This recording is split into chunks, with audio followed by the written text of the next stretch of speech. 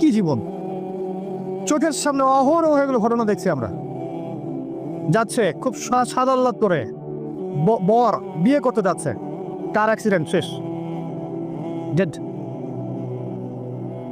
কিছু সাহাবী তো এমনও ছিলেন, বদরের যুদ্ধ করতে এসেছেন, হাতের মধ্যে কিছু খেজুর আছে, খেজুর খাচ্ছেন, খোরমা খেজুর খাচ্ছেন, তখন নবী সাল্লাল্লাহু আলাইহি ওয়াসাল্লাম দাঁড়িয়ে ভাষণ দিচ্ছেন যে ওয়াসাবিকু ইলা মাগফিরাতিম মির রাব্বিকুম ওয়া জান্নাহ। ওই যে আয়াতটা আছে, তোমরা এগিয়ে চলো তোমাদের রবের ক্ষমার দিকে এবং জান্নাতের দিকে, আরদুহা কাআরদিস সামাই ওয়াল আরদ, যার প্রশস্ততা আসমান এবং জমিনের সমান। সাহাবী খেজুর খেতে খেতে খেজুরটা ফেলে দিলেন। আরেকজন সাহাবী জিজ্ঞাসা করলেন যে খেজুরটা ফেলে দিলেন কেন? তিনি বলছেন এই খেজুরগুলো খেতে অনেক সময় লেগে যাবে।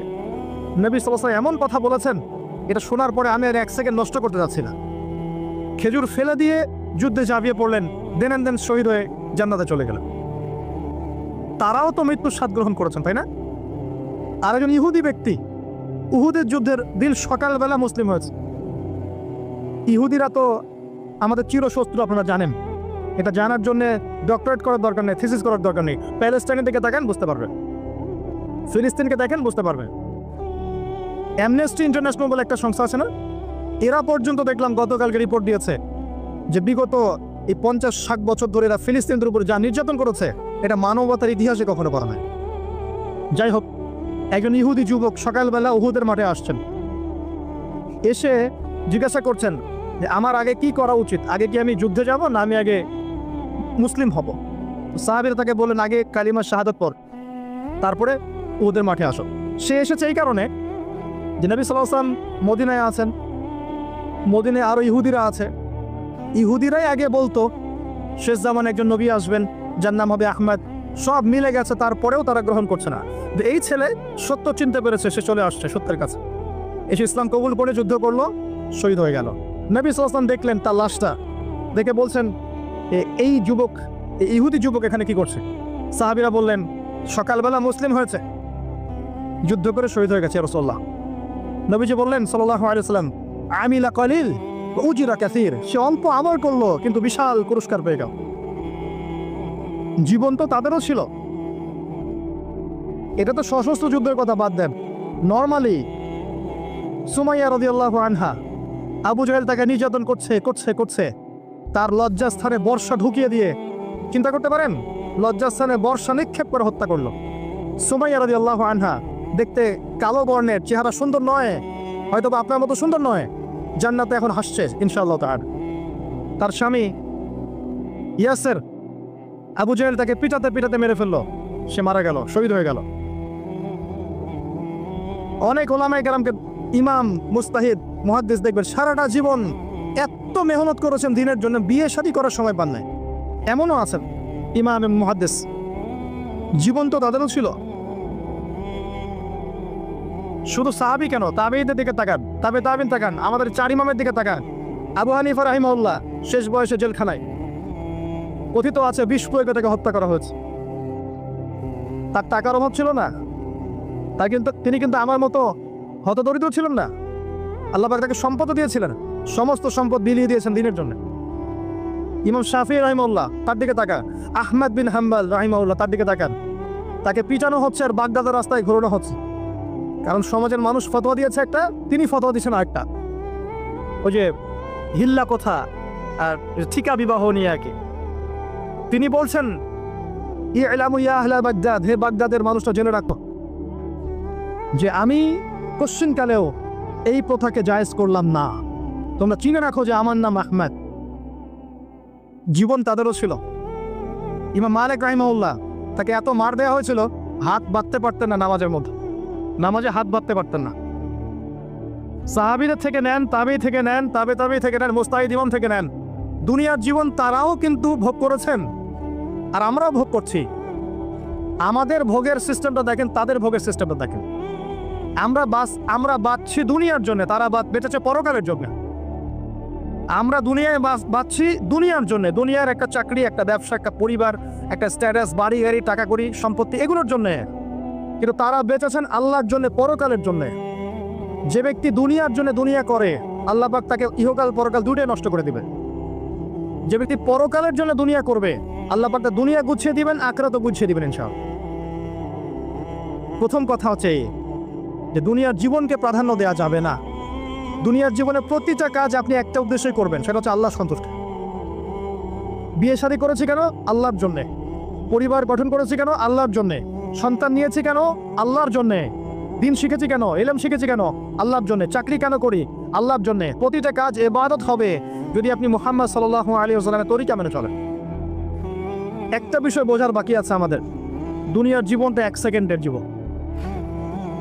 আল্লাহ পাক সূরা হাদীদের মধ্যে বলেছেন, ই'লামু আন্নামাল হায়াতুদ দুনিয়া লা'iবুন ওয়া লাহু ওয়া যিনাতুন ওয়া তাফাখুরুন বাইনাকুম ওয়া তাকাসুরুন ফিল আমওয়ালি ওয়াল আওলাদি কামাসালি গায়যিন আ'জাবাল কুফফারা নাবাত ثم يهيج فتراه مصفرا ثم يكون حطاما وفي الآخرة عذاب شديد ومغفرة من الله ورضوان وما الحياة الدنيا إلا متاع الغرور। আল্লাহ পাক বলছেন, জেনে রাখো তোমরা সবাই এই জমিনবাসী, এই দুনিয়ার হায়াতটা খেলা। খেলা মানে কি দেখেন, ছোট্ট বাচ্চারা খেলা ছাড়া কিছু বোঝে? ওর কাছে দুনিয়া ওইটাই। দুনিয়ার প্রথম স্টেজ খেলা। বললাহ একটু বড় হবে, যখন কিশোর হবে, ওর কাছে ঠাট্টা হাসি তামাশা, ডোন্ট কেয়ার, দুনিয়াতে কোনো কিছু নেই, খাওয়া দাওয়া ফুর্তি করো, লাভ নেই। আরেকটু বড় হবে, ওয়া যিনাতুন তাফাখুরুন বাইনাকুম ওয়া তাকাসুর, একটু বড় হবে তখন বাড়ি গাড়ি স্ট্যাটাস সৌন্দর্য চাকচিক্য প্রতিযোগিতা, তাফাখুরুন বাইনাকুম ওয়া তাকাসুর। এভাবে দুনিয়ার জীবন যাচ্ছে। এই এক্সাম্পলটা আল্লাহ পাক দিয়েছেন এমনভাবে যে একটা ভূমি ছিল অনুর্বর, বৃষ্টি হলো, সেখানে সবুজ শ্যামল ফসল ফলত, এক পর্যায়ে ফসলটা আস্তে আস্তে হলুদ বর্ণ ধারণ করলো এবং সেটাকে কেটে ফেলা হলো, তারপর শুধু খড়কুটা বাকি থাকলো। এই হলো দুনিয়ার জীবনের এক্সাম্পল। এরপর পরকালে বাকি আছে দুইটা জিনিস, হয় ক্ষমা, রিদওয়ান বা ফেরাত ক্ষমা, অথবা আযাবুন শাদীদ। আমাদেরকে মাথায় ইনস্টল করতে হবে, দুনিয়াতে আমরা কেউ থাকতে আসি নাই। প্রথম কথা, এখানে আমরা এসেছি বড়জোর 60, 70, 100 বছরের হায়াত নিয়ে, যার মধ্যে মোটামুটিভাবে 30, 40, 50 বছর চলে গেছে, কারো 20 বছর 25 বছর চলে গেছে, বুঝতে না বুঝতেই চলে গেছে, মানে ভালো মন্দ বোঝার আগেই শেষ। যদি তার বয়স হয় 60 বছর, তাহলে এখন বাকি আছে 30 বছর। এই ব্যক্তি যদি ঠান্ডা মাথায় রাতের বেলা চিন্তা করে, এই 30 বছর যে আমার চলে গেছে, আমার অ্যাপ্রক্সিমেটলি 30 বছর বাকি আছে। বাকি আছে বুঝলাম, যা চলে গেছে, এই চলে যাওয়া 30 বছরে আমি 10 বার জেনা করেছি, 20 বার মদ খেয়েছি, ঠিক আছে, মানুষের সম্পদ আত্মসাৎ করে খেয়েছি, পরকিয়া করেছি, চুরি করেছি, ডাকাতি করেছি, মিথ্যা বলেছি, নামাজ পড়ি নাই, রোজা রাখি নাই। আমরা প্রত্যেকে যদি আমলনামা ঘাটি আজকে রাত্রে, এরকম একটা লিস্ট আমরা তৈরি করতে পারবো।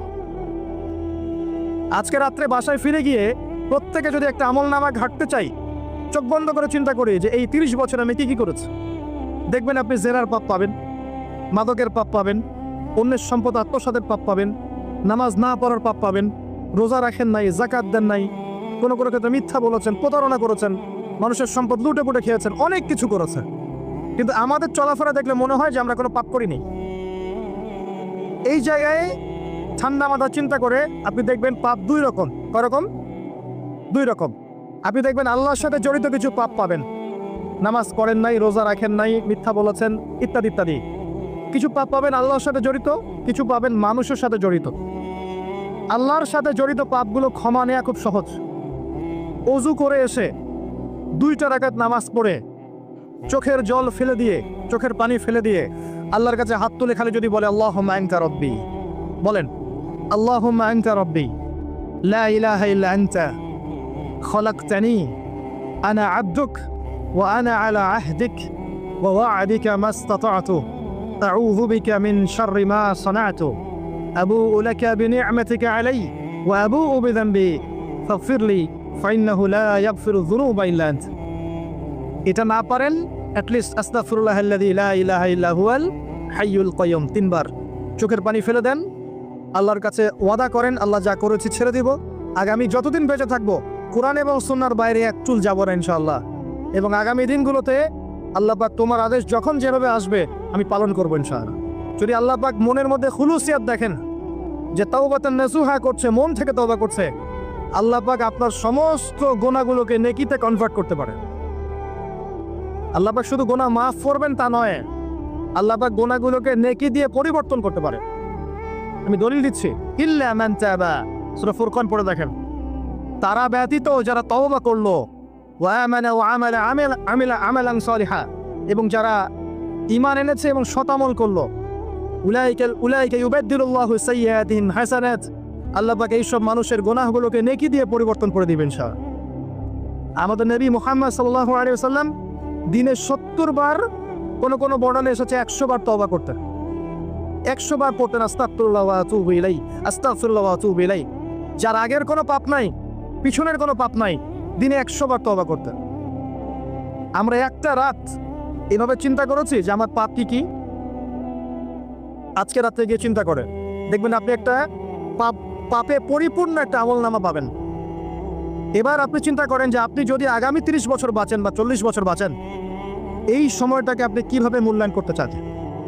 প্রথম একটা মূলনীতি বলেছি, দুনিয়ার জীবনকে প্রাধান্য দেয়া যাবে না। ওয়ামা হাযিহিল হায়াতুদ দুনিয়া ইল্লা মাতাউল গুরুর, সম্পূর্ণ মরীচিকা। মরীচিকা দেখেছেন? দুনিয়ার জীবন যে কি জিনিস, যারা আল্লাহর পথে পরীক্ষার সম্মুখীন হয়েছে ওরা জানে। মানে কিচ্ছু না, মানে মুহূর্তে আল্লাহ পাক ইহকাল পরকালের ফয়সালা করে ফেলবে। আমরাও বুঝবো, এটা আমরা বুঝবো না এমন নয়। ইয়াং ছেলে রাস্তায় যাচ্ছে, বাইক নিয়ে খুব দাবরানি দিচ্ছে, আছে না? হঠাৎ অ্যাক্সিডেন্ট, ডেড, স্পট ডেড। এটা দুনিয়ার জীবনটা। সারা জীবন দুনিয়ার পিছনে ছুটেছে, শেষ বয়সে হতাশ, কিছুই পেলাম না। পাবে না, কারণ আল্লাহর পথে না চললে শেষ বয়সে গিয়েও কিছু পাবেন না। যন্ত্রণা, হতাশা, গ্লানি ছাড়া। তখন দেখবেন আত্মহত্যা করে শেষ, ডেড। একটা কথা বলছিলাম যে আপনি চলার পথে কোরআন সুন্নাহর প্রতিকূলে আমল, আকীদা, মানহাজ, মুআমালাত এগুলো দেখলে কি করবেন? কোরআন সুন্নাহকে অগ্রাধিকার দিবেন নাকি চলমান বিষয়কে অগ্রাধিকার দিবেন? ইবাদত করতে এসে দেখছেন আমলের নামে বেদাত চলছে, কি করবেন? বেদাতীদের সাথে আপোষ করবেন না কোরআন সুন্নাহে ফিরে আসবেন? আপনি তাওহীদের ক্ষেত্রে দেখছেন মানুষ ইসলামের নামে শিরক করছে, এখন আপনি কি সংখ্যাগরিষ্ঠ মানুষকে অগ্রাধিকার দিবেন না কোরআন সুন্নাহর কাছে আসবেন? অর্থনৈতিক জীবনে গিয়ে দেখছেন মানুষ বেশিরভাগই হারাম রিজিক খাচ্ছে। এখন আমি যদি বলি যে দুনিয়ার জীবনে টিকে থাকতে হলে আমাকে এগুলোতে গায়ে আপোষ করে চলতেই হচ্ছে, তাহলে কিন্তু কোশ্চিনকালেও কোরআন সুন্নাহকে প্রাধান্য দেওয়া হলো না। তখন আপনি কি করবেন? পরিবার চালাতে গিয়ে দেখছেন যে পরিবারের বেশিরভাগ লোক আপনার কথা শোনে না। আপনি কোরআন এবং সুন্নাহকে দিয়ে পরিবার চালাতে চান, তারা পশ্চিমা সংস্কৃতি দিয়ে পরিবার চালাতে চান, হিন্দি সিরিয়াল দিয়ে, গান বাজনা, ডুগি তবলা এগুলো দিয়ে। বেনামাজি, নামাজ হজের খবর নাই, তালিম নাই, ইসলামিক নৈতিকতা নাই, কিচ্ছু নাই, জীবনের কোনো উদ্দেশ্যই নাই। এরকম পরিবার নিয়ে আপনি চলছেন, কি করবেন? কাকে প্রাধান্য দিবেন? খুব ডিফিকাল্ট প্রশ্নগুলো কিন্তু, এবং এগুলো প্র্যাকটিক্যাল, এগুলো হচ্ছে। এখন চাকরি খুঁজতে গেছেন, আপনি দেখছেন যে ঘুষ না দিলে চাকরি পাচ্ছেন না, কি করবেন আপনি তখন? পড়াশোনা করতে গেছেন, ছেলে মেয়ের ফ্রি মিক্সিং, জেনা ছাড়া পড়াশোনাই করতে পারছেন না, কি করবেন তখন? ইউনিভার্সিটিতে গেছেন, ইউনিভার্সিটির পরিবেশগুলো দেখছেন ইসলাম কোথায় আর ইউনিভার্সিটি কোথায়, কি করবেন আপনি তখন? প্রত্যেকটা জায়গায় আপনাকে সিদ্ধান্ত নিতে হবে যে আমি প্রতিটা জায়গায় কোরআন এবং সুন্নাহর সাথে আপোষ করব নাকি চলমান এই জাহিলিয়াতের সাথে আপোষ করব, কোনটা করব? বিশ্বাস করেন, যখন আপনি মনের মধ্যে এই চেতনা লালন করতে পারবেন এবং আল্লাহ আপনাকে হেদায়েত দিবেন যে হ্যাঁ কোরআন সুন্নাহই সমস্ত সমস্যার সমাধান, এবং এর মধ্যে আল্লাহ পাক প্রতিটা বিষয়ের সলিউশন নাজিল করেছেন, আপনি মেনে নেবেন, চলবেন, তখন আপনি বাধা পাবেন, প্রচুর বাধা পাবেন। প্রথম বাধা পাবেন আপনার পরিবার থেকে, এরপরে বাধা পাবেন আপনার সমাজ থেকে, বাধা পাবেন ধর্ম নেতাদের থেকেও, পরবর্তীতে বাধা পাবেন ফেরাউন নমরুদদের থেকে। কি করবেন? ডিসিশনগুলো খুব ইম্পর্টেন্ট, কারণ মনে রাখবেন কবরে 3টা প্রশ্ন হবে। মান রব্বুক, সেই উত্তর দিতে পারবে যে পৃথিবীতে আল্লাহর সাথে শিরক করে নাই। সিম্পল, যে তাওহীদের উপর ছিল, শিরক করেনি, উত্তর দিতে পারবে ইনশাআল্লাহ রব্বি আল্লাহ। পৃথিবীতে যে আল্লাহর সাথে শিরক করেছে সে কোশ্চিনকালে উত্তর দিতে পারবেন। শিরক করে মারা গেছে, তওবা করে নাই, উত্তর দিতে পারবে না ইনশাআল্লাহ। মা দীনুক, পৃথিবীতে যে দিন ইসলামকে চূড়ান্ত সত্যরূপে মেনে নেয়নি, পরিপূর্ণ দিন পালন করার চেষ্টা করে নাই, কোশ্চিনকালেও মা দীনুক উত্তর দিতে পারবে না। ইসলামকে ঠাট্টা বিদ্রুপের ছলে হাসি তামাশা গ্রহণ করেছে, সে কখনো উত্তর দিতে পারবে না। মান নবিয়ুক, পৃথিবীতে যে ব্যক্তি নবী সাল্লাল্লাহু আলাইহি ওয়াসাল্লামের সুন্নাহ মেনে চলেনি, জীবনে চলার পথে নবীর সুন্নাহকে পরোয়া করে নাই, অন্যের আদর্শ গ্রহণ করেছে, সে কোশ্চিনকালেও মান নবিয়ুক উত্তর দিতে পারবে না। কারা পারবে তাহলে? 1 নম্বর তাওহীদপন্থীরা পারবে, 2 নম্বর যারা পরিপূর্ণরূপে ইসলাম পালন করেছে এরা পারবে, 3 নম্বর যারা মুহাম্মদ সাল্লাল্লাহু আলাইহি ওয়াসাল্লামের সুন্নাহর উপর টিকে ছিল এরা পারবে। ওয়া মা খালাকতুল জিন্না ওয়াল ইনসা ইল্লা লিয়াবুদুন, শুধুমাত্র ইবাদত করার জন্যই আল্লাহ পাক জিন এবং মানুষ জাতিকে সৃষ্টি করেছেন। আপনাকে আল্লাহ পাক এই হায়াতটা দিয়েছেন, এখন বাকি সময়টা চিন্তা করেন আগামী 30-40 বছর কিভাবে কাটাতে চান। দুনিয়ার জন্য বাঁচবেন না আল্লাহর জন্য বাঁচবেন? যদি আল্লাহর জন্য বাঁচতে চান, সর্বশেষ হেদায়েত আল কোরআন এবং সর্বশেষ নবী মুহাম্মদ সাল্লাল্লাহু আলাইহি ওয়াসাল্লাম, এর বাইরে কিচ্ছু নাই ভাই। সারা দুনিয়ার মানুষ মিলে যদি বলে যে কোরআন সুন্নাহর মধ্যে আছে সুদ হারাম কিন্তু সুদ হালাল, হালাল হালাল, কোশ্চিনকালে হালাল হবে না। সারা দুনিয়ার মানুষ একটা মাঝে যদি এসে বলে সুদ হালাল, সুদ ভালো, কোশ্চিনকালে হালাল হয়ে যাবে না, হারামই থেকে যাবে। সারা দুনিয়ার মানুষ যদি বলে পর্দা করার দরকার নাই, এটা সেকেলে সেকেলে সেকেলে, এটা সেকেলে হয়ে যাবে না, এটা ফরজ থেকে যাবে। কিচ্ছু নাই কোরআন সুন্নাহর বাইরে, কিচ্ছু নাই। যা আছে দেখছেন বোগাস, যার কোনো ভিত্তি নাই, মানুষের মন গড়া প্রবৃত্তির অনুসরণ। এখন আপনি যখন কোরআন এবং সুন্নাহর কাছে আসতে চাইবেন, তখন কিন্তু আপনি চতুর্দিক থেকে বাধা পাবেন। এই পথ চলাটা এত সহজ হবে না। হ্যাঁ, কাদের জন্য সহজ হবে? যারা প্রোটেস্ট্যান্ট মুসলিম হবে। কি মুসলিম? প্রোটেস্ট্যান্ট মুসলিম। এটা কেমন? মানে ওটাও ঠিক এটাও ঠিক, সুদ খেলেও হয় না খেলেও হয়, পর্দা করলেও হয় না করলেও হয়, নামাজ পড়লেও হয়, মাঝে মাঝে ছাড়লেও হয়, যাকাত দিলেও হয় না দিলেও হয়। মডারেট প্রোটেস্ট্যান্ট মানে কোরআন সুন্নাহয় যা আছে এগুলো খুব কঠিন মনে হয়, এটা মৌলবাদী মনে হয়, এগুলো মানলে তো এই যুগে চলা যায় না, এগুলো ওই যুগের জন্যে, এরকম ভার্সনে যারা চিন্তা করবে তাদেরকে কষ্ট পেতে হবে না। তারা দেখবেন কষ্ট না করেই দুনিয়ার জীবন কাটিয়ে দিচ্ছে, ওদের কোনো বাধা বিপত্তি আসবে না। আপনি যখন কোরআন সুন্নাহকে আঁকড়ে থাকবেন, কেমন করে আঁকড়ে থাকবেন? মারির দাঁত দিয়ে কামড়ে থাকবেন, নবীজি বলেছেন। মারির দাঁত দিয়ে কামড়াতে বলেছেন, সামনের দাঁত দিয়ে কামড়ালে ছটকে যাবে, টান দিলে ছিঁড়ে যাবে। মারির দাঁতে কামড় দিলে টান দিলে সহজে ছিঁড়বে না। এভাবে থাকলে আপনার মাথা আসবে। এখন আপনার সামনে দেখবেন আপনি কিছু ফিতনা এবং কিছু সলিউশন। আপনি নিয়াত করেছেন যে আপনার যে গুনাহগুলো হয়েছে এগুলো থেকে আপনি তওবা করবেন ইনশাআল্লাহ, আগামী দিনগুলো আপনি কোরআন এবং সুন্নাহ অনুসারে চলবে। এই কথার সাথে একমত আছেন তো? এখন চলতে গিয়ে দেখবেন যে আপনি কিছু স্পষ্ট বিষয় দেখতে পারবেন যেগুলোর সাথে আসলে কোরআন সুন্নাহর খুব একটা মিল পাওয়া যাবে না। আপনি দেখবেন স্পষ্ট শিরক করছে মুসলিমরা, আপনি দেখবেন স্পষ্ট বিদআত করছে, আপনি দেখবেন হারাম খাচ্ছে।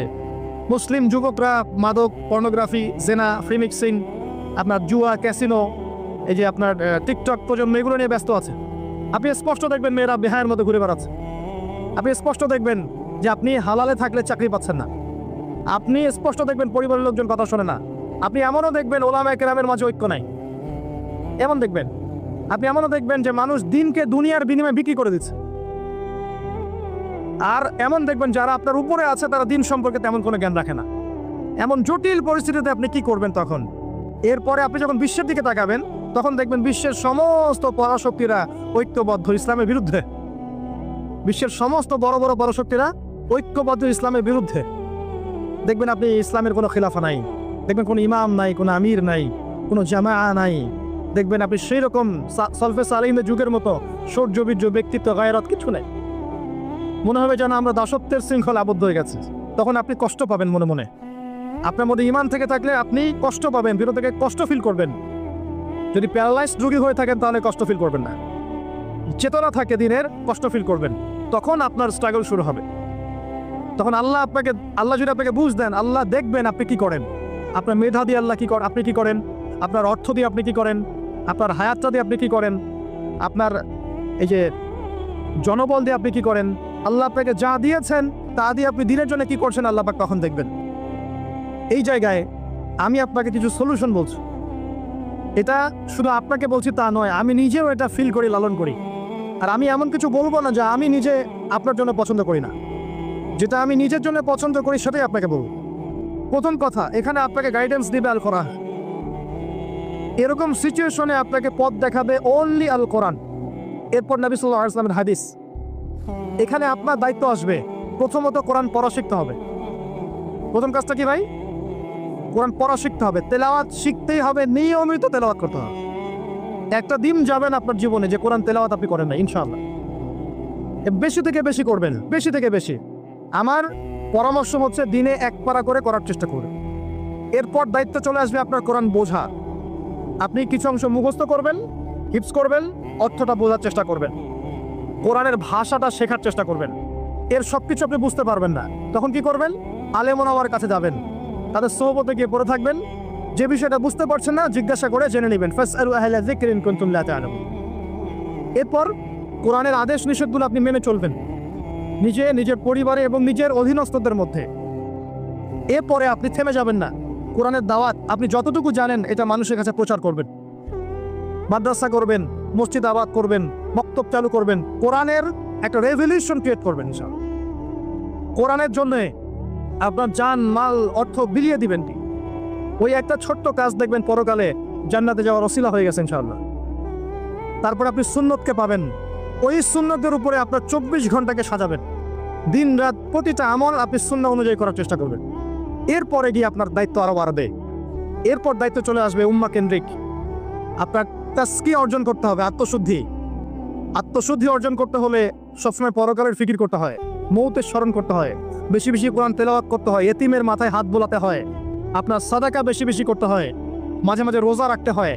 এগুলো করতে থাকলে আল্লাহর জিকির বেশি বেশি করতে হয়, আল্লাহর ধ্যান করতে হয়, আল্লাহকে ডাকতে হয়, দোয়া করতে হয়, আত্মশুদ্ধি অর্জন হবে। একই সাথে আপনার অন্তর থেকে হিংসা, বিদ্বেষ, এই যে গীবত, রিয়া, অহংকার, সমালোচনা, সংস্কৃতি দূর করতে হবে। মনের মধ্যে অহংকার, হিংসা, বিদ্বেষ থাকলে আল্লাহর নূর পাওয়া যাবে না, তখন তাসকিয়া অর্জন হবে না। আমরা প্রত্যেক দিন নামাজে বলি, সবাই বলি, ইমাম মুক্তাদি সবাই বলি গায়রিল মাগদুবি আলাইহিম ওয়ালাদ-দাল্লিন। মনে আছে? এখানে নবীজিকে প্রশ্ন করা হচ্ছে, ইয়া রাসূলুল্লাহ, মাগদুব কারা, দল্লিন কারা? আমরা যে বলি নামাজে, আল্লাহ আমাকে মাগদুবের পথ থেকে বাঁচাও, দল্লিনের পথ থেকে বাঁচাও, ইহদিনাস সিরাতাল মুস্তাকিম, সরল পথ দেখাও। তো ইয়া রাসূলুল্লাহ সাল্লাল্লাহু আলাইহি ওয়াসাল্লাম, এই মাগদুব কারা আর দল্লিন কারা? নবীজি বলছেন, এক বাক্যে বলছেন, শোনো, আল মাগদুব হচ্ছে হুমুল ইয়াহুদি, তারা হচ্ছে ইহুদি জাতি। কারা? ইহুদিরা কোথায় আছে এখন? হ্যাঁ, নামটা মনে থাকবে তো? আচ্ছা, ও কিন্তু আমার শক্তিশালী, আর ওরাই কিন্তু দাজ্জালকে অনুসরণ করবে, এটা মাথায় রাখেন। আচ্ছা, আর অনেকদিন বলছি দাজ্জাল বিশ্ব শাসন করবে, মানে কি? বিশ্বের প্রত্যেকটা ডিপার্টমেন্ট শাসন করবে। বিশ্বের প্রত্যেকটা department, politics, economics, finance, world affairs, আপনার মিডিয়া, প্রযুক্তি এবং অস্ত্রশস্ত্র, সব কিছু ওর নখদর্পণে থাকবে। সব কিছু না হলে সে বিশ্ব শাসন করতে পারবে না, সম্ভব না। কেউ যদি বিশ্বের অর্থনীতি নিয়ন্ত্রণ করতে না পারে, সে কি বিশ্ব শাসন করতে পারবে? এই শ্রীলঙ্কা কি বিশ্ব শাসন করতে পারবে? পাকিস্তান পারবে? পাকিস্তান কয়দিন পর দেউলিয়া হয়ে যাবে। পাকিস্তান কয়দিন পর কি হবে? দেউলিয়া হয়ে যাবে। হ্যাঁ, ওদেরকে দেখে যদি আমরা শিক্ষা না নেই, তাহলে আমাদের কপালেও খারাপই আছে। ওইটা বললাম, ওদেরকে দেখে যদি আমরা শিক্ষা না নেই, তাহলে আমাদের খরিও তো খারাপ আছে। আল্লাহ হেফাজত করুন বলে আমিন। তো যেটা বলছিলাম, বিশ্ব শাসন করতে হলে বিশ্বের সব ডিপার্টমেন্ট শাসন করতে হবে, কি হবে না? হবে। এখন আমরা সূরা ফাতিহায় পড়ি, গায়রিল মাগদুবি আলাইহিম, আল্লাহ তুমি আমাদেরকে ইহুদিদের পথ থেকে বাঁচাও।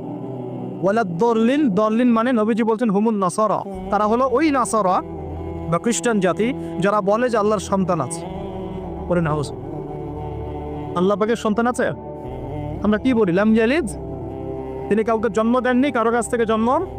কিন্তু এই যে 200-300 কোটি খ্রিস্টান বলছে যে আল্লাহর সন্তান আছে, না বুঝবি। এই জন্য ওরা দল্লিন, পথভ্রষ্ট। দল্লিন মানে কি? পথভ্রষ্ট। তো নবীজি স্পষ্ট বলছেন যে গায়রিল মাগদুবি আলাইহিম ওয়ালাদ-দাল্লিন। এখানে মাগদুব আর দল্লিন মানে হচ্ছে, মাগদুব হলো ইহুদিরা, গজবপ্রাপ্ত, আর দল্লিন হচ্ছে নাসারা বা খ্রিস্টান। এখন আপনার সাথে আমার কথা, আপনাদের সাথে আমার কথা, আমাদের পলিটিক্স থেকে শুরু করে বাথরুমের কমোড পর্যন্ত, ঠিক আছে, আইন কানুন থেকে শুরু করে আমাদের চেহারা সুরত পর্যন্ত, আমাদের পোশাক পরিচ্ছদ থেকে শুরু করে অর্থনীতি, পরিবার, সবকিছু, এই সবকিছু ওই দুই জাতির অনুসরণে গড়ে উঠেছে। এটাই সবচেয়ে বড় আফসোসের কথা, আমাদের সবচেয়ে বড় আফসোস। বাথরুমটাও নিজের মতো করতে পারলাম না, ঠিক আছে। এই যে দেখবেন কমোডে কি বাম পায়ে ভর দিয়ে বসে যাবে? আচ্ছা, ওইখানে কাপড় কি পবিত্র রাখা যাবে? কিভাবে ইউজ করে আমি এখনো বুঝি না, কেমন করে ইউজ করে। ঠিক আছে, আরো নতুন পদ্ধতি আসছে, এটা শুনলে আরো হাসবে। বিভিন্ন জায়গায় যাওয়া হয়, আলহামদুলিল্লাহ। আল্লাহ বলেছেন সিরু ফিল আরদ, জমিনে বিচরণ করো। আল্লাহ বলেছেন কোরআনে সিরু ফিল আরদ, তোমরা জমিনে ঘুরে দেখো। ফানজুর কাইফা কানা আতিবাতুল মুকাদ্দিবিন, দেখো যে আল্লাহকে যারা মিথ্যা প্রতিপন্ন করেছে, আল্লাহর সাথে সীমালঙ্ঘন করছে, ওদের কি পরিণত হয়েছে। দেখলাম যে এখন ইংলিশ টয়লেটও গায়ে এখন দিয়ে রাখছে কিছু কিছু বাটি। কি দিয়ে রাখছে? ছোট ছোট টুকরা দিয়ে আছে প্লাস্টিকের, এবং হ্যাঁ সিনামিক্সের মনে হয়।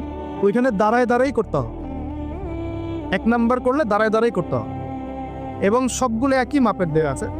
এখন যদি ব্যক্তির কারো হাইট হয় 6 ফিট, কারো 5 ফিট, কারো 4 ফিট, কারো 2 ফিট 3 ফিট, এই পার্থক্য কিভাবে সে মেকআপ করবে আল্লাহ ভালো জানে। এটা কি আমি করে ম্যাচ করবে আল্লাহ ভালো জানে। কাউকে টুলের উপর দাঁড়াই করতে হবে, কাউকে নিচু হয়ে করতে হবে, মানে মাপ তো একই। আরও যে কি কি দেখতে হবে আল্লাহ ভালো জানে। তো প্রিয় ভাইরা, বাথরুম করতে গিয়ে যদি নবীর সুন্নাহ মতো করেন, এখান থেকে কথাগুলো আসছে। যদি বাম পা দিয়ে ঢোকেন, বাম পায়ে ভর দিয়ে বসেন, দেখবেন ইস্তেঞ্জা করেও শান্তি পাচ্ছেন। নবীর প্রতিটা সুন্নত বৈজ্ঞানিক। যে সুন্নত আপনি পালন করবেন, আপনি বৈজ্ঞানিক উপকারিতাও পাবেন ইনশাআল্লাহ। এই একটু আগে এক ভাই বলছিল, আপনি তো খানি না হুজুর, 1 চামচ কি 1.5 চামচ ভাত খাচ্ছেন, খানি না। আমি বললাম যে আমি কম খাওয়া হুজুর, কারণ নবী সাল্লাল্লাহু আলাইহি ওয়াসাল্লাম কি শিখিয়েছেন? তিনি বলেছেন আমরা যা খাই না, তিনি নবী হওয়ার পরে মনে হয় সেটাও খেতে পারেন নাই। বিশ্বাস করছেন না? এরকম 3-3টা মাসের চাঁদ চলে যেত, নবী সাল্লাল্লাহু আলাইহি ওয়াসাল্লামের বাসায় চুলাও জ্বলে নাই। আর আমাদের তো একবেলা যদি না খাই, তাহলে আল্লাহর উপর কত শিকায়াত, কত অভিযোগ, তাই না ভাই? আচ্ছা, তারপরে তিনি বলছেন একজন ব্যক্তির এতটুকু খাওয়াই যথেষ্ট যে কোমর মেরুদণ্ডটা সোজা করতে পারে, আল্লাহর ইবাদত করতে পারে। আর যদি তোমাদের খেতেই হয়, তাহলে পেটটাকে 3 ভাগ করে খাবে। কয় ভাগ? 1 ভাগ খাবার রাখবে, 1 ভাগ পানি খাবে, আর 1 ভাগ এই শ্বাস প্রশ্বাস চলাচলের জন্য ফাঁকা রাখবে। কয়েকজন এর উপর আমল করে দেখাতে পারে? কতজন মানুষ আছে? আর যারা একদম গোগ্রাসে খায়, এদের ব্যাপারে কোরআনে এবং হাদিসে কিন্তু মারাত্মক কথা আছে। আল্লাহর নবী সাল্লাল্লাহু আলাইহি ওয়াসাল্লাম বলেছেন যে তোমরা খুব বেশি ঢেকুর তোলো না। কি করো না? একজন সাহাবী খুব ঢেকুর উঠাচ্ছে, সাহাবী না আসলে, উনি পাশ দিয়ে যাচ্ছিলেন, খাবার দাবার খেয়ে পাশ দিয়ে যাচ্ছিলেন। নবীজি তার ঢেকুর তোলা দেখে বলছেন যে তোমরা বেশি ঢেকুর তুলবে না, কারণ দুনিয়াতে যে ব্যক্তি বেশি পেট পুরে খাবে, কাল কিয়ামতের মাঠে সে সবচেয়ে বেশি ক্ষুধার্ত থাকবে। বলেন নাউজুবিল্লাহ।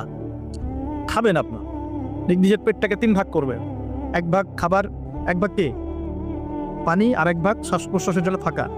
আর এই ব্যাপারে একটা কথা বলে দেই, শেষ জামানায় কিন্তু খাবারগুলো সব করাপ্টেড হয়ে যাবে। কি হবে? খাবার ভেজাল হবে, ভেজাল। এটা দলিল সূরা কাহাফে আছে, আমি এটা ব্যাখ্যা করবো না। আছে আমি ব্যাখ্যা করবো না, শুধু ইন্ডিকেশন দিচ্ছি। 309 বছর ঘুমিয়েছিলেন আসহাবুল কাহফ। কত বছর? 309 বছর ঘুম থেকে উঠেই তারা প্রথম যে অনুভবটা করেছেন সেটা হলো তারা ক্ষুধার্ত। তারা কি ক্ষুধার্ত? দেখেন 309 বছর পর যদি আপনি ঘুম থেকে ওঠেন, আপনার কাছে এই দুনিয়াটা আজীব মনে হবে, হবে না?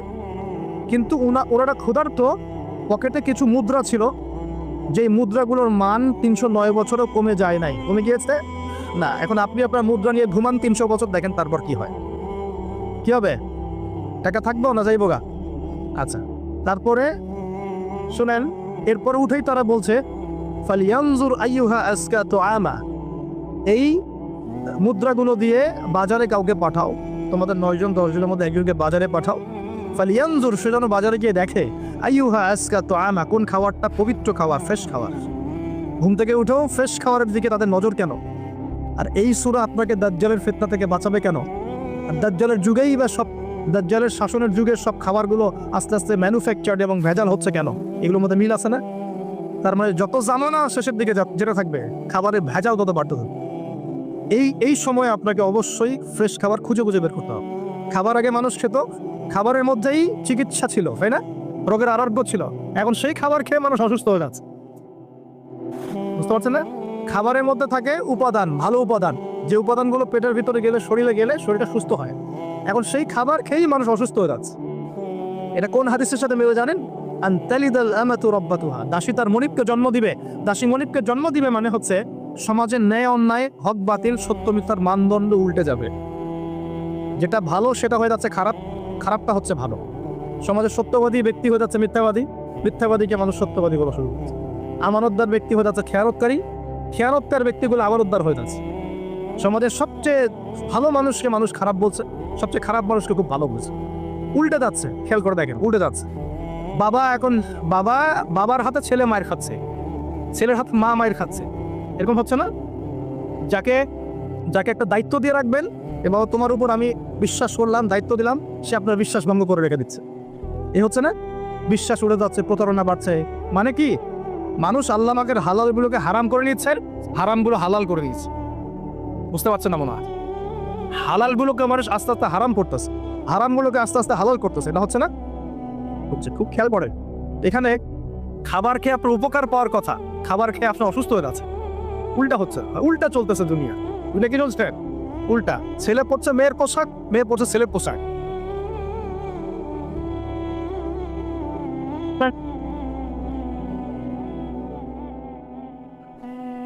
বিসমিল্লাহির রহমানির রহিম।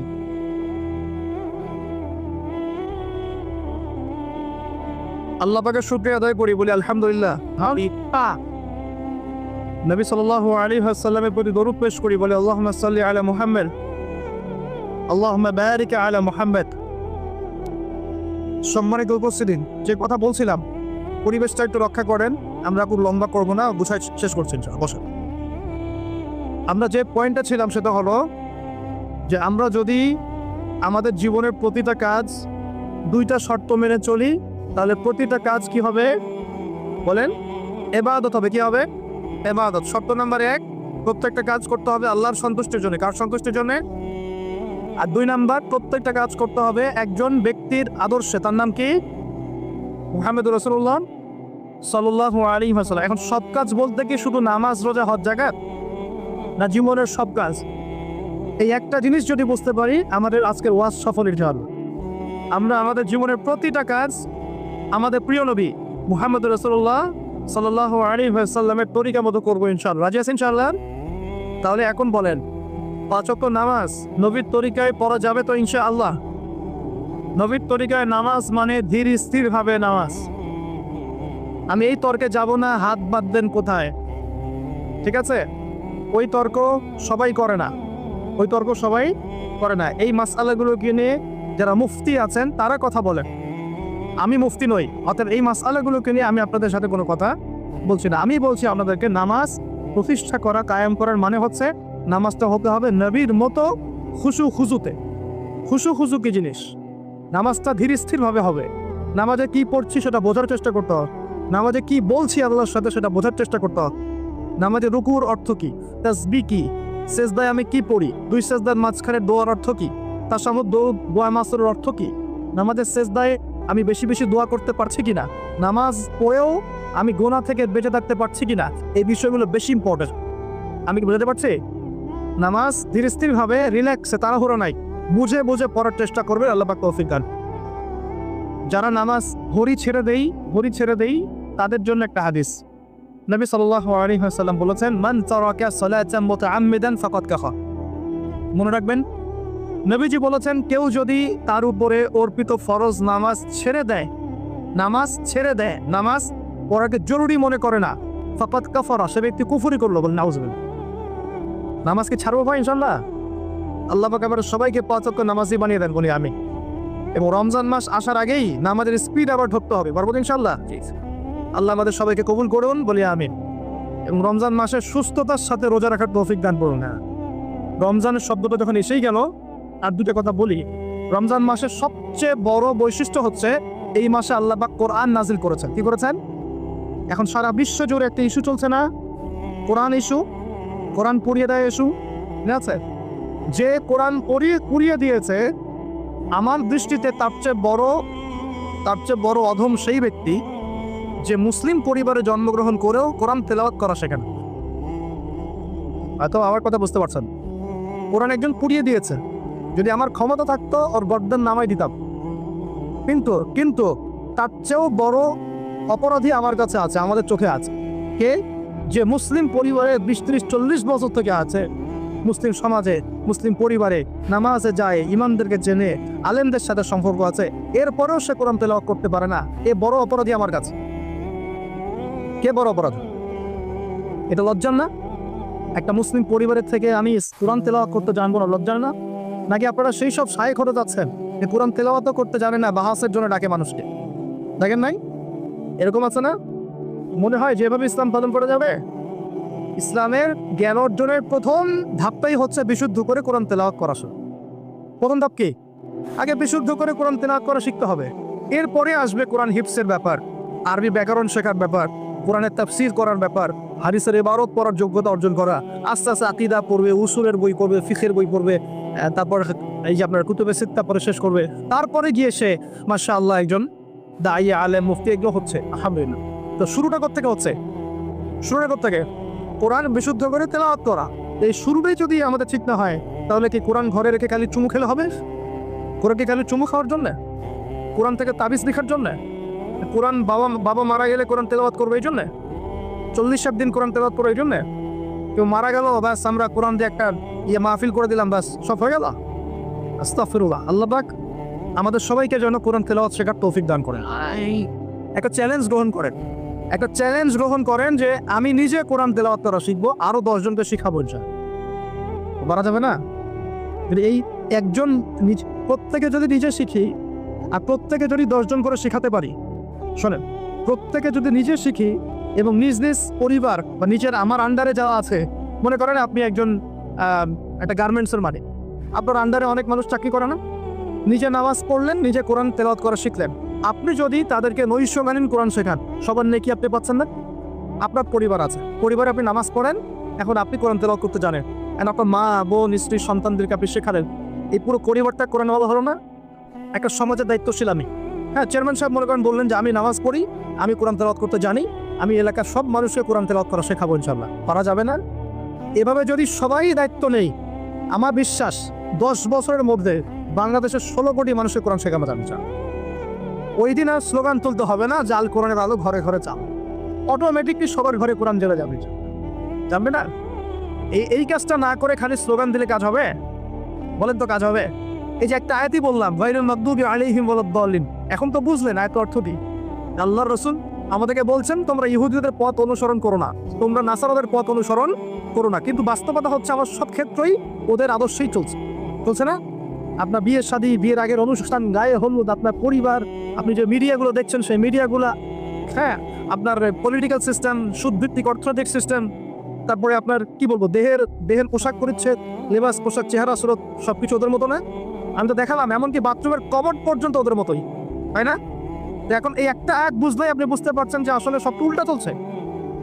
এখন যদি পুরো কোরআনটা বুঝতে পারি, পুরো কোরআনের 6236টা আয়াতই বুঝতে পারি, তাহলে এই সমস্ত পরিবর্তন হতে সময় লাগবে।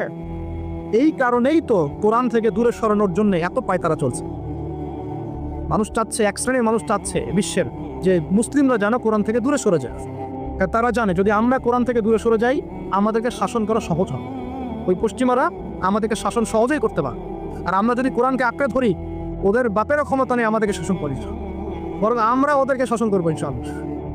আমরা করি না এভাবে করছে? 1200 বছর করেছি। কত বছর? বিশ্বাস করছেন না? ইতিহাস পড়েন, নবী সাল্লাল্লাহু আলাইহি ওয়াসাল্লামের যুগ থেকে শুরু করে এই তো 1914 সাল পর্যন্ত আমরা সারা বিশ্ব সাহেব পড়েছি না? মনে হচ্ছে গাল গল্প। এখন বিগত 70, 80, 100 বছরে আপনার কাছে মনে হচ্ছে যে শক্তি তো সব ওদের হাতে চলে গেছে, আমাদের হাতে নাই। ইনশাআল্লাহ তাআলা আবার ফিরে আসবে ইনশাআল্লাহ। তবে ওই যে বললাম, এমনি আসবে মান্না সালোয়ার মতো, নাকি আমাদের কিছু দায়িত্ব আছে ভাই? এই যে প্রথম এক ভাই বলেছিল না কি করতে হবে, এখন শোনেন কি করতে হবে। 1 নাম্বার, আমাদের সবাইকে তওবা করে ফিরে আসতে হবে। কি করতে হবে? সূরা নূর পড়ছিলাম আসার সময়, আল্লাহ পাক বলেছেন, তুবু ইলাল্লাহি জামিআন আইয়ুহাল মুমিনুন লাআল্লাকুম তুফলিহুন। তোমরা সবাই একসাথে, হে মুমিনগণ, তোমরা সবাই একসাথে আল্লাহর কাছে তওবা করো যাতে তোমরা সফল হতে পারো। আগে কি করতে হবে? আল্লাহকে বলতে হবে, আল্লাহ আমরা ব্যক্তিগতভাবে, পারিবারিকভাবে, সামাজিকভাবে, রাষ্ট্রীয়ভাবে যত পাপ করেছি আল্লাহ সব মাফ করব। আল্লাহ আমরা তোমাকে ভালোবাসি, তোমার নবীকে ভালোবাসি, তোমার কালামকে ভালোবাসি, আমরা জান্নাতে যেতে চাই, দুনিয়াতেও সফল হতে চাই, আল্লাহ তুমি আমাদেরকে মাফ করবে। এবং আগামী পুরো জিন্দেগি আল্লাহ তুমি আমাদেরকে 5 ওয়াক্ত নামাজি বানায় দাও, কোরআনওয়ালা বানায় দাও, সুন্নতওয়ালা বানায় দাও, আপসে মিল মহব্বত বানায় দাও, আমাদেরকে তোমার পক্ষ থেকে বেহিসাব রিজিক দান দিও এবং এমনভাবে চলার তৌফিক দাও যাতে আমরা আবার বিশ্বের সেই শাসন ফিরে পাই। ইনশাআল্লাহ দোয়া করা যাবে না? এক নাম্বার কাজ তওবা করে ফিরে আসা। দুই নাম্বার হচ্ছে বেশি বেশি জ্ঞান অর্জন করা। কি করা? জ্ঞান অর্জন ছাড়া কোনো লাভ নাই। একদিন মাহফিল শুনতে আসছেন, যদি মনে করেন যে বাস কাজ হয়ে গেছে, আসলে কিছুই হয়, মন খারাপ করে, আসলে কিছু হয়নি। এখন এখান থেকে আপনাকে ইন্সপিরেশন নিয়ে আগামী দিনে চলতে হবে। জ্ঞান অর্জন করতে হলে কি করবেন? খালি একটা ভিডিও দেখবেন, একটা খালি বিচ্ছিন্ন বই করবেন। এখনকার যুব সমাজের অন্যতম প্রবলেম হচ্ছে, যারা প্র্যাকটিসিং মুসলিম তাদের কথা বলছি, যে এদের পড়াশোনার কোনো কনস্ট্রাকটিভ সিলেবাস নাই। এরা বিক্ষিপ্তভাবে জ্ঞান অর্জন করে। এই আদনান ভাইয়ের লেকচার শুনলাম, এই অমুক স্ট্রাইকারের লেকচার শুনলাম, অমুক দায়ের একটা লেকচার শুনলাম, হ্যাঁ অমুক একটা বই পড়লাম, তমুক একটা বই পড়লাম, বিক্ষিপ্ত জ্ঞান। এই বিক্ষিপ্ত জ্ঞান আপনার মাথাটাকে এলোমেলো করে দিবে। আর অনলাইনে ঢুকলে দেখবেন এ ওর বিরুদ্ধে কথা বলছে, এ ওর বিরুদ্ধে, এ ওর পিছনে লেগে আছে, এ পিছনে লেগে আছে। এখানে ভালো যতটুকু পাবেন, খারাপের চেয়ে বেশি পাবেন। এখানে এভাবে জ্ঞান অর্জন করা যাবে। কিভাবে? যেভাবে আমরা চেষ্টা করছি। হয়তো ওয়াজ মাহফিলে এসে আমরা যতটুকু জানি এর 30, 40, 50% কথাও কিন্তু বলতে পারি না। যা জানি তার হয়তো 30, 40% আমরা বলতে পারি, বিভিন্ন কারণ। কিন্তু জ্ঞান অর্জনের পথটা কি হবে? এখানে মাদ্রাসা আছে, মসজিদ, মাদ্রাসা, কওমি ওলামায়ে কেরাম আছেন না? ওলামায়ে কেরামের পাগড়ি ধরে বসে থাকবে। কি করবে? ওলামায়ে কেরামের পাগড়ি ধরে বসে থাকবে। শুরু করাবে তারা, দেখবেন আপনি যান, আপনাকে শুরু করাবে কোরআন তেলাওয়াত থেকে। আগে কোরআন তেলাওয়াত করা শিখবেন। সময় লাগুক 1 বছর, লাগুক, যাক 1 বছর লাগবে, আমি শিখবো, ব্যাস 1 নাম্বার। তারপরে ওটা যখন ভালো পারবেন, দেখবেন ওলামায়ে কেরাম আপনাকে বলবে যে এই সূরাগুলো মুখস্থ করো। আপনি নামাজের জন্য যে সূরাগুলো লাগে মুখস্থ করতে হবে না? নামাজের ফরজ, ওয়াজিব, এই সুন্নত, মুস্তাহাব জানতে হবে না? এই মাসলাগুলো জানবেন, সূরা কালাম মুখস্থ করবেন, দোয়া কালাম মুখস্থ করবেন। তারপরে আপনি যদি আরও বেশি চান, আপনি হিফজ করবেন। কোরআন কি করবেন? হিফজ মানে মুখস্থ করবেন। আমার তো মনে হয় আমরা যদি 1 বছর চেষ্টা করি, আমরা সবাই কমপক্ষে 1 পারা হলেও মুখস্থ করতে পারবো না? ইনশাআল্লাহ, কোনো সমস্যা নেই। এরপরে আপনি যদি আরও বেশি চান, তখন আরবি ভাষা এবং সাহিত্যের কিছু ব্যাকরণিক ক্লাসিক্যাল বই আছে। এই বইগুলো ধরে ধরে পড়তে হবে আলেমদের কাছে। খুব বেশি সময় লাগবে না। আমি মনে করছেন যে অনেক সময় লাগবে, এত সময় লাগবে না। আপনার মেধা যদি শার্প হয়, এটা ডিফার করে। কারো মেধা খুব শার্প, কারো মেধা অল্প নিতে পারে। ইনশাআল্লাহ 2-3 বছর সময় দেন, ইনশাআল্লাহ দেখবেন আপনি আরবিক ক্লাসিক্যাল বইগুলো পড়ার যোগ্যতা অর্জন করেছেন। এরপর কি লাগবে? এরপর আসবেন আপনি হাদিসের বইগুলো পড়বেন, আস্তে আস্তে আপনি তাফসির অনুবাদগুলো কিনবেন। এখন তো হাদিসের বইগুলো বাংলায় অনুবাদ হয়ে গেছে। অনেক তাফসির বাজারে চলে আসছে। এই তাফসির পড়লে আপনি মুফাসসির হয়ে যাবেন, মুহাদ্দিস হয়ে যাবেন, এটা বলছি না, কিন্তু অ্যাটলিস্ট আপনি কোরআন তো জানতে পারবেন। এর মধ্যে যেগুলো বুঝবেন না, আবার আলেমের কাছে যাবে, ওস্তাদ এটা বুঝতে পারলাম না। আমরা তো প্রতিদিনই কথা বলি যে উস্তাদ এটা বুঝতে পারলাম, হুজুর এটা বুঝতে পারলাম। প্রত্যেক দিনই বড় বুঝবো কতটুকু? এই জ্ঞান কত গভীর, এই গভীর সমুদ্রের সব জ্ঞানকে অর্জন করা আমার পক্ষে সম্ভব? আমরা তো মনে করি 10%, 5% জ্ঞান আমরা অর্জন করতে পারি না। কিন্তু কন্টিনিউয়াসলি চেষ্টা থাকলে আল্লাহর পক্ষ থেকে জ্ঞান আসবে ইনশাআল্লাহ। জ্ঞান কার পক্ষ থেকে আসে? এই ডিগ্রির সার্টিফিকেট মানে জ্ঞান নয়। ডিগ্রি সার্টিফিকেট অর্জন করেছি মানেই যে বড় একজন মানে ইসলাম বেত্তা হয়ে গেছে, এমন নয় বিষয়। জ্ঞান কার পক্ষ থেকে আসে? আর অনেক বড় বড় ডিগ্রি অর্জন করেও যদি মনের মধ্যে রিয়া, অহংকার এগুলো থাকে, তাহলে ওই জ্ঞানেও কোনো লাভ নাই। লাভ আছে? ইবলিসের কি জ্ঞানের কোনো লাভ আছে? ও কিন্তু বড় আবেদ ছিল, অহংকারের কারণে পথভ্রষ্ট হয়ে গেছে। আল্লাহ মাফ করুন। তো এভাবে প্রচেষ্টা চালান, আল্লাহর কাছে বেশি বেশি দোয়া করেন। প্রত্যেক দিন বলবেন রব্বি জিদনি ইলমা। কি বলবেন? রব্বি জিদনি ইলমা। বলবেন রব্বি ইশরাহ লি সাদরি ওয়া ইয়াসসির লি আমরি ওয়াহলুল উকদাতাম মিন লিসানি ইয়াফকাহু কওলি আল্লাহুম্মা ফাক্কিহনি ফিদ-দীন ওয়া আল্লিমনি আত-তা'উইল। এগুলো দোয়া করবেন। এই দোয়াগুলো করতে থাকলে দেখবেন ইনশাআল্লাহ জ্ঞান পাবেন, আল্লাহর পক্ষ থেকে জ্ঞান পাবেন। তো তওবা করার পর প্রথম কাজ কি ভাই? বলেন, জ্ঞান অর্জন করা। ইকরা বিসমি রাব্বিকাল্লাযী খালাক। আর এই জ্ঞান নিয়ে তো অনেক কথা হচ্ছে না? মানে জ্ঞান অর্জন করবেন কোন জ্ঞান? যে জ্ঞান আপনাকে আল্লাহ এবং তার রাসূলের দিকে নিয়ে যাবে, সেই জ্ঞান অর্জন করবেন। যে জ্ঞান আপনাকে আল্লাহ এবং তার রাসূল থেকে দূরে সরাই দিবে, সেই জ্ঞান অর্জন করতে যাবেন। ব্যাস, কথা শেষ। এখন আপনি নিজে বুঝতে পারবেন কোন জ্ঞান আপনাকে আল্লাহর দিকে নিচ্ছে আর কোন জ্ঞান আপনাকে আল্লাহ থেকে দূরে সরাচ্ছে। শুধুমাত্র ইসলামিক জ্ঞানই কি অর্জন করব, না বৈষয়িক জ্ঞানও দরকার আছে? উত্তর, অবশ্যই বৈষয়িক জ্ঞানও দরকার আছে। এটাই উত্তর। এই বৈষয়িক জেনারেল জ্ঞানগুলো অর্জন না করলে কোরআন সুন্নাহকে হাতে নিয়ে বিশ্বকে চ্যালেঞ্জ করা যাবে। বুঝতে পারছেন না কথা? কোরআন সুন্নাহর জ্ঞান থাকবে ভিতরে, আবার আপনার মধ্যে সমকালীন জ্ঞানগুলো থাকবে। এরপরে দেখবেন ইনশাআল্লাহ আপনি ডিনামাইট। ইনশাআল্লাহ আপনি পলিটিক্স বুঝবেন, আপনি সোশ্যাল অ্যাফেয়ার্স বুঝবেন, আপনি পলিটিক্যাল অ্যাফেয়ার্স বুঝবেন, ওয়ার্ল্ড অ্যাফেয়ার্স বুঝবেন, ইকোনমিক সেকশন বুঝবেন, সবই বুঝবেন ইনশাআল্লাহ। তাহলে আপনি তখন জনশক্তি হবেন। কি হবে? জনশক্তি। এর সাথে দরকার কারিগরি শিক্ষা। কি শিক্ষা?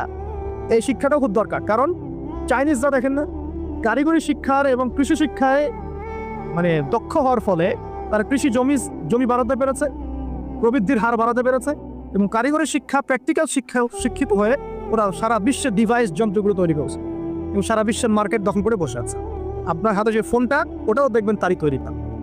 তাহলে এই শিক্ষাটা বেশি ইম্পর্টেন্ট, প্র্যাকটিক্যাল শিক্ষা। তো প্রথম কথা ভাই, তওবা করে ফিরে আসতে হবে। দ্বিতীয় কথা হচ্ছে অবশ্যই সবাইকে কি করতে হবে ভাই? জ্ঞান অর্জন করতে হবে। জ্ঞান অর্জনের একটা সিলেবাস আছে, এটা বললাম। কোরআন শেখেন, আরবি শেখেন, হাদিস পড়া শেখেন, ওলামায়ে কেরামের সোহবতে থাকেন, ইনশাআল্লাহ তাআলা আল্লাহ আপনাকে জ্ঞান দিবেন ইনশাআল্লাহ।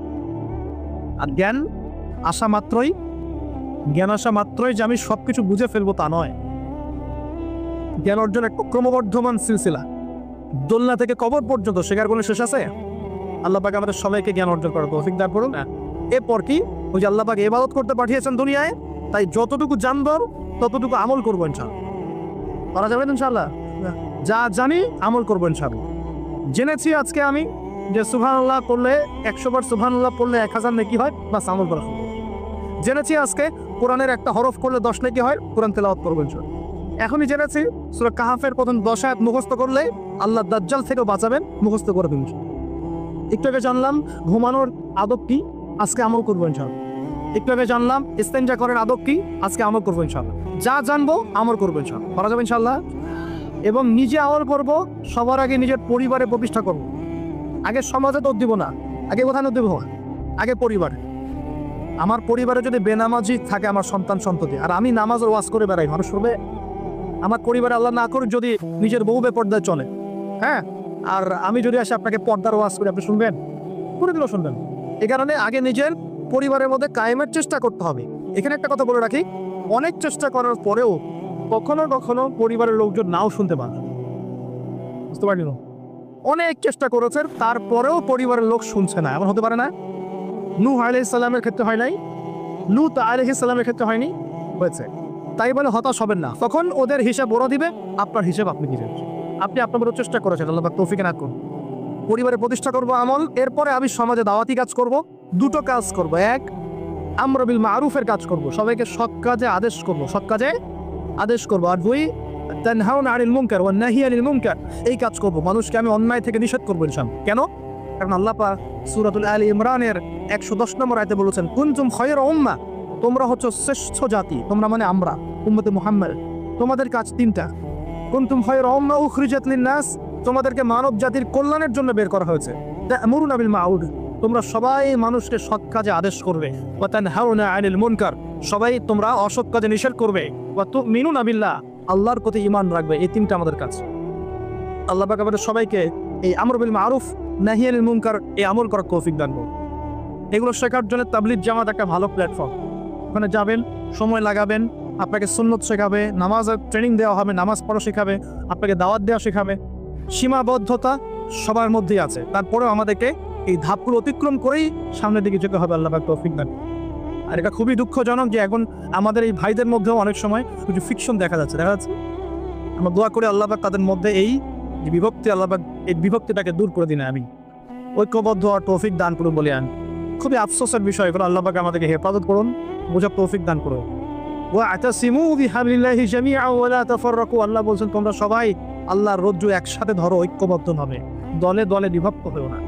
এই ছোটখাটো বিষয়গুলোকে নিয়ে আমরা আস্তে আস্তে 73 দল তো কত আগেই হয়ে গেছে, এখন 73,000 দল হয়ে গেছে আল্লাহ মাফ। কিন্তু এটা আমাদের জন্য ক্ষতির কারণ নেই। এগুলোকে উস্কে দিবেন না, বরং তাদের মধ্যে মিউচুয়াল করার চেষ্টা করতে হবে। আল্লাহ পাক তৌফিক না। তো প্রিয় ভাইরা, আমরা আমর বিল মারুফ নাহি আনিল মুনকারের কাজ করব এবং পাশাপাশি পারিবারিক আদর্শ ঠিক করব, আর অবশ্যই হালাল খাওয়ার চেষ্টা করবো ইনশাআল্লাহ। নিজেদের যে প্রতিভা আল্লাহ পাক দিয়েছেন, কাউকে ক্ষমতা দিয়েছেন, কাউকে অর্থ দিয়েছেন, কাউকে বলার যোগ্যতা দিয়েছেন, কাউকে লেখার যোগ্যতা দিয়েছেন, ঠিক আছে? যাকে আল্লাহ পাক যা দিয়েছেন আল্লাহর পক্ষ থেকে, এটাকে দিনের কল্যাণে কাজে লাগানোর চেষ্টা করবো ইনশাআল্লাহ তাআলা।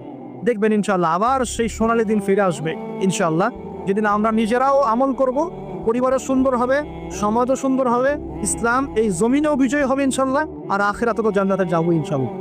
আল্লাহ পাক আমাদের সবাইকে এই দুনিয়াতে আসার উদ্দেশ্যটা মনে রাখার তৌফিক দান করুন।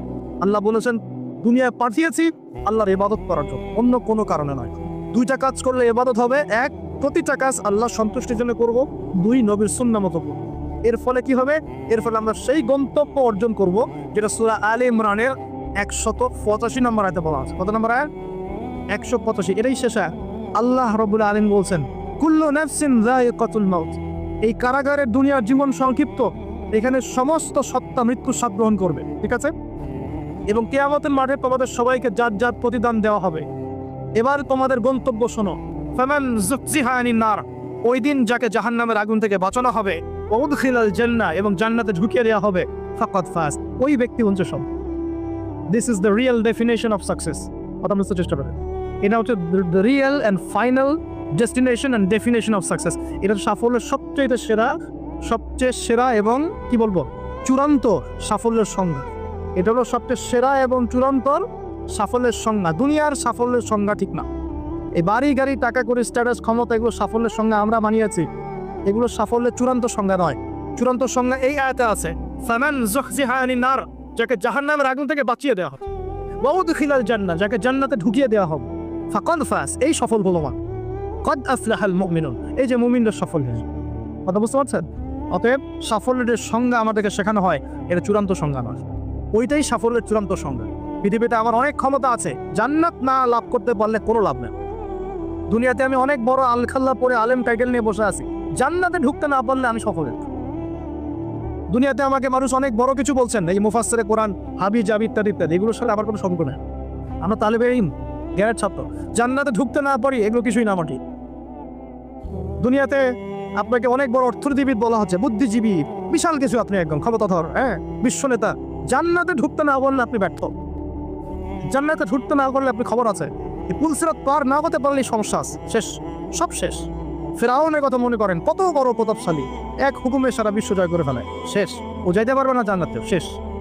আর এখানে একজন ভ্যান চালক বেচারা 5 ওয়াক্ত নামাজ পড়ে, রমজান মাসে রোজা রাখে, সাধ্যমতো দান সদকা করে, হালাল খায়, মরে গেলে যদি জান্নাতে চলে যায় ও সফল ইনশাআল্লাহ। একজন মুদির দোকানদার, কৃষক, আমাদের এই মিসকিন ভাই, গরিব মানুষ, কৃষি কাজ করে খায়, ব্যবসা করে খায়, ঠিক আছে? মানুষ ভালো মন্দ মনে করে না, মানুষ মনে করে সমাজের কোনো স্ট্যাটাস নাই, দাম নাই, ওর কথা কেউ শোনে না, ও বিয়ের প্রস্তাব দিলে কেউ গ্রহণ করে না, মরে গেলে যদি জান্নাতে যায় ও সফল ইনশাআল্লাহ। আল্লাহ পাক আমাদের সবাইকে কথা বলা বোঝার তৌফিক দান করুন।